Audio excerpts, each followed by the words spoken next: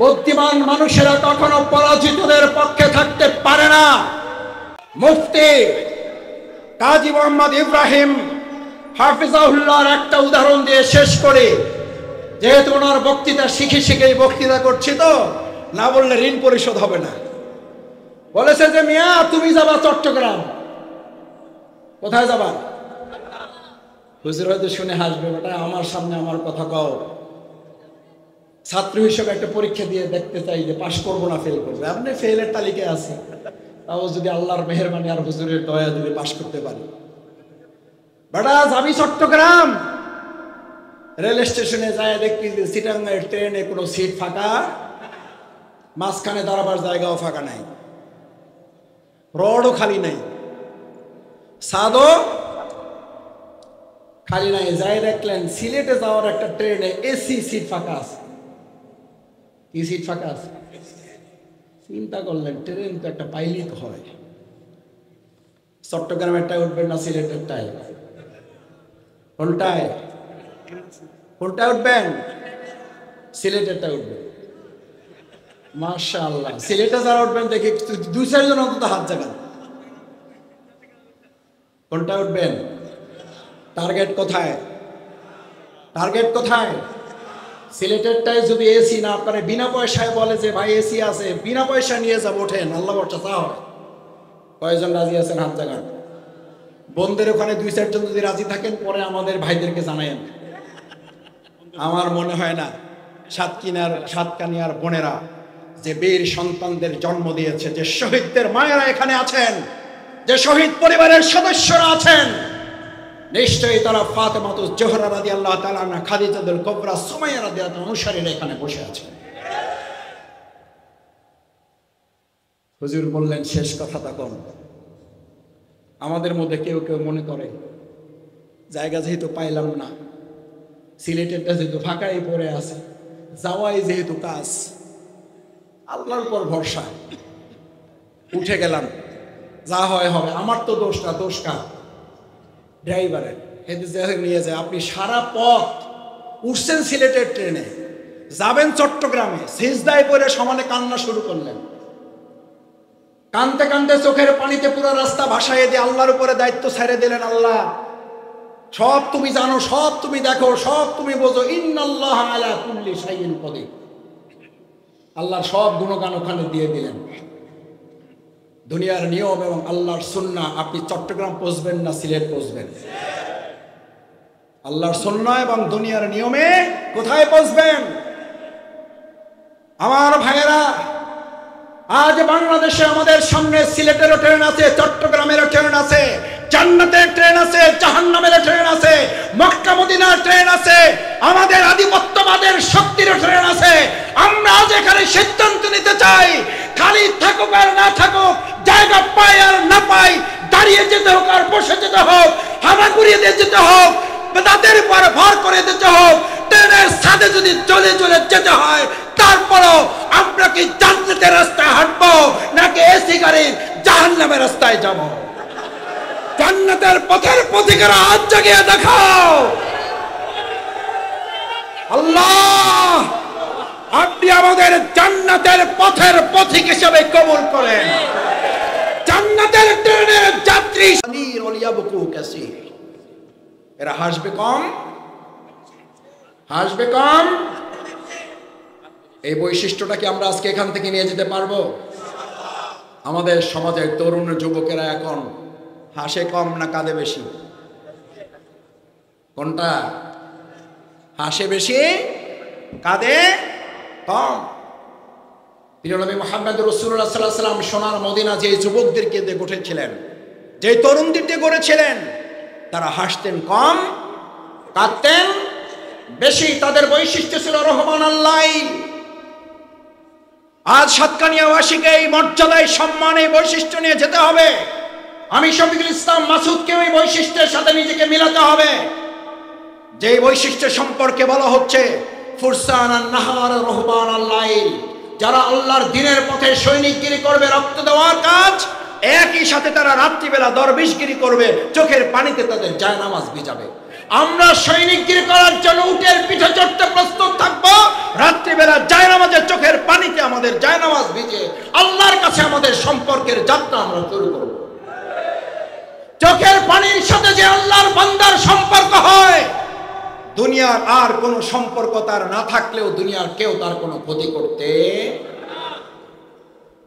প্রিয় নবী মুহাম্মদুর রাসূলুল্লাহ সাল্লাল্লাহু আলাইহি ওয়াসাল্লাম আসতে বললে হবে সাল্লাল্লাহু আলাইহি ওয়াসাল্লাম। পৃথিবীর সবচেয়ে কৃপণ ব্যক্তি হচ্ছে সে যার টাকা নাই, পয়সা নাই, ব্যবসা নাই, গাড়ি নাই, বাড়ি নাই, চাকরি নাই, কি নাই, রাসূলের নাম বলা হয় অথচ দরুদ সাল্লাল্লাহু। বদরের প্রান্তরে যুদ্ধের জন্য গিয়েছেন 313 জন, বিপক্ষে কম না বেশি? অস্ত্র রাসূল সাল্লাল্লাহু আলাইহি ওয়াসাল্লামের বেশি না প্রতিপক্ষের বেশি? বিজয় হয়েছে অস্ত্রের মাধ্যমে না চোখের পানির মাধ্যমে? চোখের পানির মাধ্যমে। রাসূল করিম সাল্লাল্লাহু আলাইহি ওয়াসাল্লাম বদরের প্রান্তর, বদরের মাঠ, বদরের পাহাড়, আল্লাহু আকবার। আল্লাহ তাআলা সওয়াব যেন নষ্ট না করেন, এটা এই কারণে মনে পড়লো এখন। গতকাল তার আগের দিন অর্থাৎ গত পরশু আমি সেই পাহাড়ের কাছে যাওয়ার সুযোগ আল্লাহ তাআলা দিয়েছেন। বদরের পাহাড়ের নিচে দাঁড়িয়ে শুহাদা আজমাইন কেরামগণকে যখন সালাম জানাচ্ছিলাম, মনের অজান্তে চোখ থেকে পানি চলে আসছিল। পাশাপাশি দুটো ময়দান, শুহাদা দুটো ময়দান, উহুদের দুটো ময়দান। রাসূল করিম সাল্লাল্লাহু আলাইহি ওয়াসাল্লাম ময়দানে গিয়ে চোখের পানি ছেড়ে দিয়ে সিজদায় গিয়ে আল্লাহকে বললেন, ইয়া আল্লাহ, ইয়া আল্লাহ, আজ আমরা মাত্র 313 জন দুর্বল মানুষের এখানে এসেছি। আমাদের অস্ত্র নাই, আমাদের গোলা বারুদ নাই, আমাদের কামান নাই, আমাদের বন্দুক নাই, AK-47 নাই, উট নাই, তরবারি নাই, কিছুই নাই। যতটুকু ছিল সবটুকু নিয়ে হাজির হয়ে গেছি। আপনি চাইলে আমাদেরকে আজ পরাজিত করতে পারেন, চাইলে আজ আপনি ইসলামকে বিজয় করে দিতে পারেন। চোখের পানি, চোখের পানি বালিতে সিক্ত হতে পারে নাই। জিবরাইল আমিন রাসূল করিম সাল্লাল্লাহু আলাইহি ওয়াসাল্লামকে এসে খবর দিলেন, ইয়া রাসূলুল্লাহ, আপনি যতক্ষণ না মাথা উঠাচ্ছেন, যতক্ষণ না আপনি চোখের পানি মুছে ফেলছেন, আরশে আজিম থরথর করে কাঁপছে। আল্লাহ সুবহানাহু ওয়া তাআলা আপনাকে মাথা উঠানোর জন্য বলেছেন, চোখের পানি মুছতে বলেছেন। আজ এই 313 সনের সামনে শুধুমাত্র 1000 নয়, গোটা পৃথিবী যদি দাঁড়িয়ে যায়, আল্লাহ তাআলা শুধুমাত্র তার একজন ফেরেশতা দিয়ে গোটা পৃথিবীর শত্রুকে মোকাবেলা করার জন্য ফয়সালা দিয়ে দিয়েছে। শক্তি কি অস্ত্রের নাকি চোখের পানির? অস্ত্রের না চোখের পানির? আমাদের কাছে সেই চোখের পানি আছে না নাই? নিজের গুনাহের দিকে তাকান, কবরের কথা স্মরণ করুন। ফিলিস্তিনের একটার পর একটা কফিন রাখাকে চোখের সামনে ভাসান। ফিলিস্তিনের ছোট্ট ছোট্ট শিশু কিশোররা যখন ঘাসগুলো খাচ্ছে,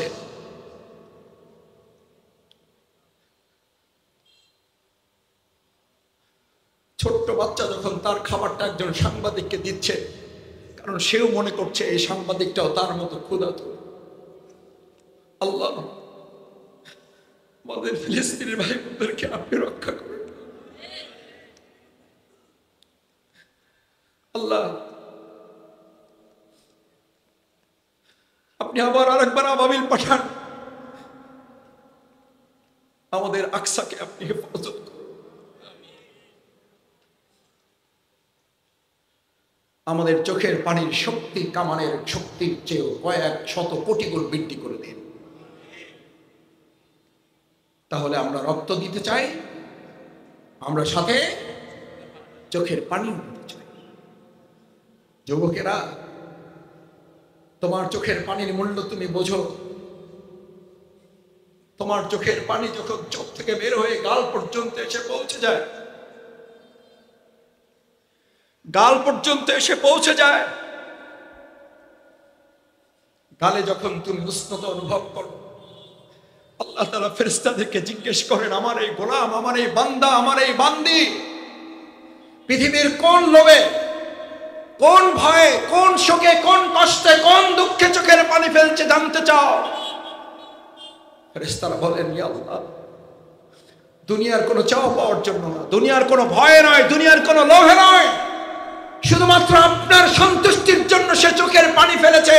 আল্লাহ বলেন, ওকে জানতে চাও ও কি চায়, ও যা চাইবে আমি আল্লাহ তাকে তার চেয়ে কয়েক গুণ বেশি দিয়ে দেব। আমার ভাইয়েরা, সেই চোখের পানির শক্তি আমাদের এই প্রিয় মাতৃভূমি বাংলাদেশকে যেন কবুল করেন, সবাই বলুন আমিন। সম্মানিত ভাই এবং বোনেরা, আমার প্রিয় মাতৃভূমি বাংলাদেশের এই রক্ত এবং এই চোখের পানির সাথে আমাদের কয়টা জিনিসের কথা বলেছি? আর একটা জিনিস আমাদেরকে দিতে হবে। কি দিতে হবে বলেন? আমরা রক্ত দিচ্ছি, আমরা চোখের পানি দিচ্ছি, এবার কি দিতে চাই? কি দিতে চাই? ঘাম। কি দিতে চাই? কয়টা? একটু জোরে বলেন আমার সাথে। প্রথমে, দ্বিতীয়, তৃতীয়, ঘাম দিতে চাই। রাসূল করিম সাল্লাল্লাহু আলাইহি ওয়াসাল্লাম আল্লাহর দ্বীনের দাওয়াত পৌঁছাতে গিয়ে ঘরমাক্ত হয়েছেন না হন নাই? শরীরের ঘাম যখন ঘরে, আপনার শরীরের এই ঘাম যখন মাথা থেকে শরীর থেকে পা, পা থেকে জমিনে পড়ে যায়, কৃষক যখন ফসল ফলায়, আগাছা দমন করতে চায়, আগাছা নির্মূল করতে চায়, ফসল ফলাতে চায়, ফসলকে উর্বর করতে চায়, তখন সেখানেও তিনটা জিনিসের দরকার হয়। কয়টা? ওষুধ দিতে হয় না হয় না? সার দিতে হয় না হয় না? ওষুধ দিতে হয়, সার দিতে হয়, পানি দিতে হয়। কয়টা লাগে? সার, ওষুধ এবং পানির পরে ওই জমিনটা যেমন ফসলের জন্য উর্বর হয়ে যায়। আজ এই সাতকানিয়া সহ 56,000 প্রিয় মাতৃভূমি বাংলাদেশের এই জমিন, আমরা রক্ত দেব সারের মতো, আমরা চোখের পানি দেব পানির মতো, আমরা রক্ত দেব, সার দেব, আমাদের এই কীটনাশক দেব, আমরা আমাদের সমস্ত কীট পতঙ্গ মুক্ত করে, আগাছা মুক্ত করে, ফসলের জন্য জমিকে যেমন উর্বর করে, ইসলামের জন্য জমিকে উর্বর করতে রক্ত দেব, ঘাম দেব, চোখের পানি দিয়ে ইসলামের জন্য বাংলাদেশকে উর্বর করব।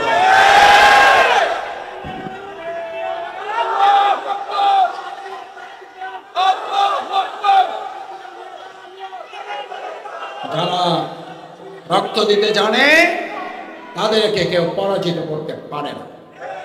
যারা ঘাম দিতে জানে তাদেরকে কেউ ভয় দেখাতে পারে না। আমাদেরকে আর কেউ ভয় দেখাবেন না, কারণ আমরা শুধু এক আল্লাহকে ভয় করতে শিখেছি। এক আল্লাহকে যারা ভয় করতে শেখে, গোটা পৃথিবী তাদের ভয় করতে বাধ্য।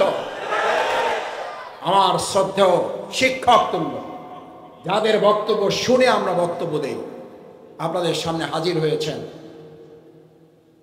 প্রিয় মাতৃভূমি শুধু বাংলাদেশ নয়, আল্লাহ মাফ করুন, তার সামনে বলা যথার্থ নয়, তারপরও শুধু আপনাদের জন্য বলছি।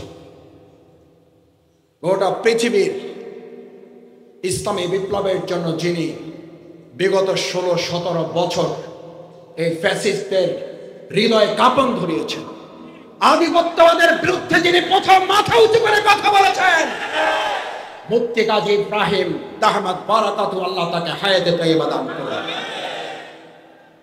তার এক বক্তব্যে আধিপত্যবাদের রাজ সিংহাসন কেঁপে উঠেছিল।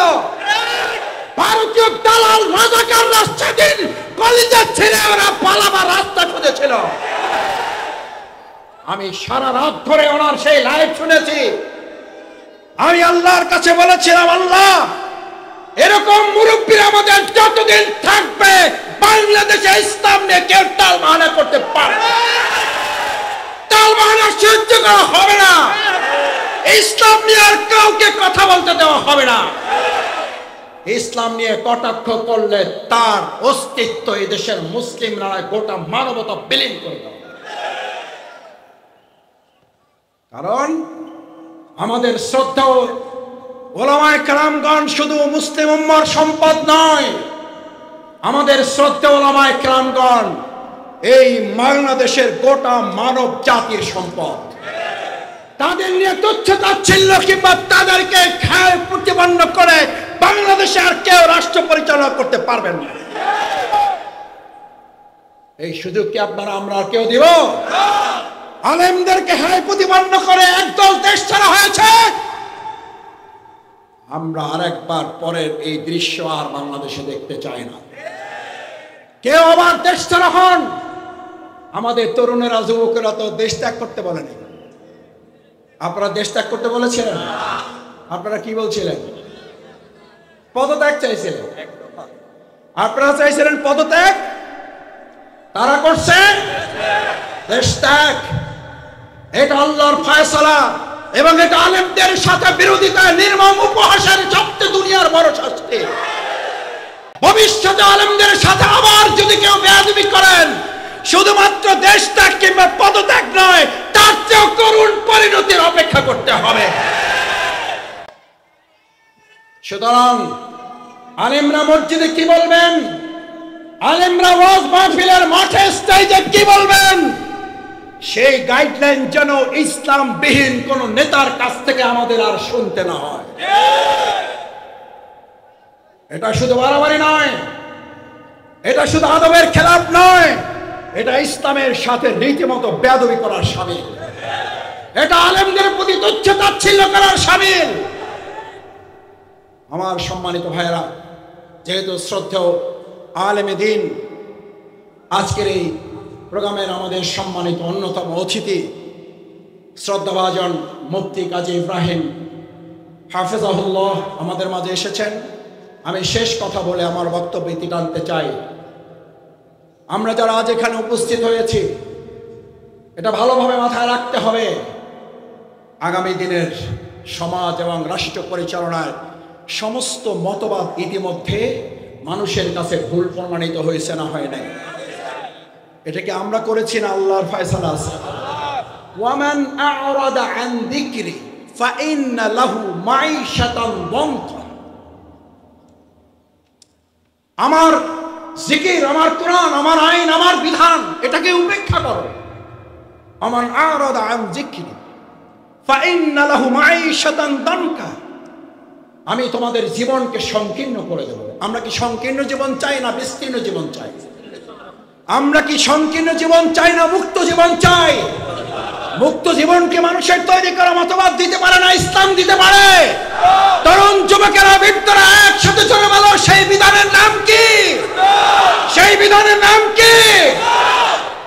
আগামীর দিন কি ইসলামের না অন্য কোন মতবাদের? আপনি ওই ইসলামের সাথে থাকলেও ইসলাম জিতবে, আপনি না থাকলেও ইসলাম জিতবে। আজ এই সাতকানিয়ার মানুষদেরকে বলে যায়, তোমরা কি বিজয়ের সাথে নাকি পরাজিতদের সাথে? সুতরাং ইসলামের পক্ষে যারা, আল্লাহর কাছে হাত তুলে দেখাও, আমরা ইসলামের বিজয়ের পক্ষে।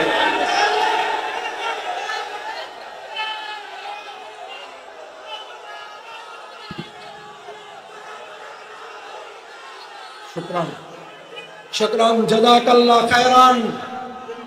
বুদ্ধিমান মানুষেরা কখনো পরাজিতদের পক্ষে থাকতে পারে না।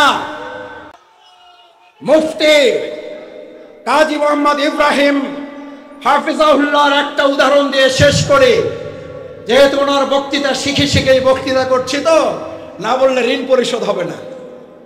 বলেছে যে, মিয়া তুমি যাবা চট্টগ্রাম। কোথায় যাবা?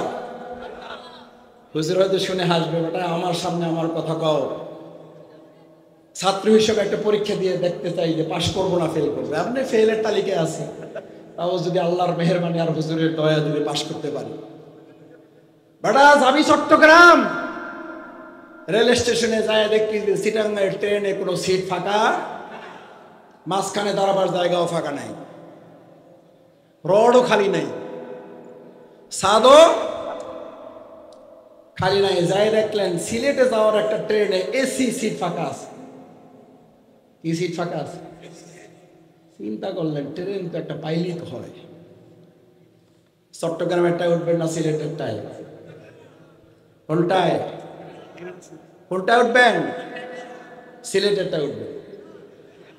মাশাআল্লাহ, সিলেটে যারা উঠবেন দেখি দুই চারজন অন্তত হাত জাগান। কোনটা উঠবেন? টার্গেট কোথায়? টার্গেট কোথায়? সিলেটেরটাই যদি এসি না আপনারা বিনা পয়সায় বলে যে ভাই এসি আছে, বিনা পয়সা নিয়ে যাবো, ওঠেন, আল্লাহ বর্ষা চা হয়। কয়জন রাজি আছেন হাত জাগান। বোনদের ওখানে দুই চারজন যদি রাজি থাকেন পরে আমাদের ভাইদেরকে জানায়েন। আমার মনে হয় না সাতকানিয়ার বোনেরা যে বীর সন্তানদের জন্ম দিয়েছে, যে শহীদদের মায়েরা এখানে আছেন, যে শহীদ পরিবারের সদস্যরা আছেন, নিশ্চয়ই তারা ফাতেমাতুজ জোহরা রাদিয়াল্লাহু তাআলা আনহা, খাদিজাতুল কুবরা, সুমাইয়া রাদিয়াল্লাহু তাআলা অনুসারীরা এখানে বসে আছেন। হুজুর বললেন শেষ কথা তখন আমাদের মধ্যে কেউ কেউ মনে করে জায়গা যেহেতু পাইলাম না, সিলেটেরটা যেহেতু ফাঁকাই পড়ে আছে, যাওয়াই যেহেতু কাজ, আল্লাহর উপর ভরসা, উঠে গেলাম, যা হয় হবে, আমার তো দোষ না, দোষ কার? ড্রাইভারের। এতে নিয়ে যায়, আপনি সারা পথ উঠছেন সিলেটের ট্রেনে, যাবেন চট্টগ্রামে, সিজদায় পড়ে সমানে কান্না শুরু করলেন, কানতে কানতে চোখের পানিতে পুরো রাস্তা ভাসাইয়ে দিয়ে আল্লাহর উপরে দায়িত্ব ছেড়ে দিলেন। আল্লাহ সব তুমি জানো, সব তুমি দেখো, সব তুমি বোঝো, ইন্নাল্লাহা আলা কুল্লি শাইইন কদির। আল্লাহর সব গুণগান ওখানে দিয়ে দিলেন। দুনিয়ার নিয়ম এবং আল্লাহর সুন্নাহ, আপনি চট্টগ্রাম পৌঁছবেন না সিলেট পৌঁছবেন? আল্লাহর সুন্নাহ এবং দুনিয়ার নিয়মে কোথায় পৌঁছবেন? আমার ভাইয়েরা, আজ বাংলাদেশে আমাদের সামনে সিলেটেরও ট্রেন আছে, চট্টগ্রামেরও ট্রেন আছে, জান্নাতের ট্রেন আছে, জাহান্নামের ট্রেন আছে, মক্কা মদিনার ট্রেন আছে, আমাদের আধিপত্যবাদের শক্তির ট্রেন আছে। আমরা আজ এখানে সিদ্ধান্ত নিতে চাই, খালি থাকুক আর না থাকুক, জায়গা পাই আর না পাই, দাঁড়িয়ে যেতে হোক আর বসে যেতে হোক, হাওয়া ঘুরিয়ে দিয়ে যেতে হোক, তাদের উপর ভর করে দিতে হোক, ট্রেনের সাথে যদি চলে চলে যেতে হয়, তারপরও আমরা কি জান্নাতের রাস্তায় হাঁটবো নাকি এসি গাড়ির জাহান্নামের রাস্তায় যাব? জান্নাতের পথের পথিকেরা হাত জাগিয়ে দেখাও। আল্লাহ আপনি আমাদের জান্নাতের পথের পথিক হিসেবে কবুল করেন, জান্নাতের ট্রেনের যাত্রী হিসেবে কবুল করেন। আসুন সম্মানিত ভাই এবং বোনেরা, আজ এই ইসলামী জলসার মাধ্যমে আমরা আল্লাহর কাছে নিজেদেরকে জান্নাতের পথের পথিক হিসাবে এখান থেকে সিদ্ধান্ত নিয়ে যদি যেতে পারি, অন্তত আল্লাহ তাআলা দয়া করে আমাদের জীবনের গুনাহ খাতাগুলো মাফ করে, দয়া করে মেহেরবানি করে জান্নাতের পথের পথিক হিসাবে আমাদের ভাই এবং বোনদের সবাইকে কবুল করেন। অন্তর থেকে সকলে বলুন আমিন। সুবহানাকাল্লাহুম্মা বিহামদিকা আশহাদু আল্লা ইলাহা ইল্লা আনতা আস্তাগফিরুকা ওয়া আতুবু ইলাইক। আসসালামু আলাইকুম ওয়া রাহমাতুল্লাহি ওয়া বারাকাতুহু।